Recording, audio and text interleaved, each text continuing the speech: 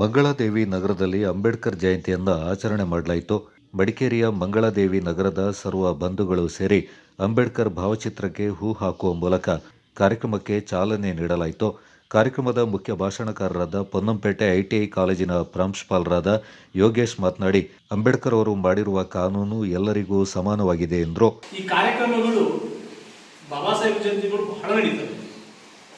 ಬಹಳ ನಡೀತವೆ ಮತ್ತು ನೀವು ನೋಡ್ತಾ ಬಂದ್ರೆ ಇಡೀ ಭಾರತದಾದ್ಯಂತ ನಡೆಯುತ್ತೆ.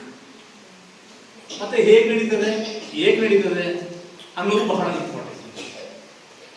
ಏನೋ ಒಂದು ದಿನದ ಸೆಲೆಬ್ರೇಷನ್ ತರ ಮಾಡಿ ಬಾಬಾ ಸಾಹೇಬ್ನ ಮೇಲೆತ್ತಿ ಹಾಗೆ ಹೀಗೆ ಹೇಳಿ ಪುನಃ ಬಾಬಾ ಸಾಹೇಬ್ರನ್ನ ಮರೆಯೋ ಬದಲು ಅದನ್ನು ನಮ್ಮ ಎದೆಗೆ ಹಾಕೊಂಡು ಬಾಬಾ ಸಾಹೇಬ್ ಏನು ಹೇಳಿದ್ದಾರೆ ಅದನ್ನ ನಾವು ಪಾಲಿಸೋ ಚಿಂತನೆ ಮಾಡಬೇಕಾಗಿದೆ.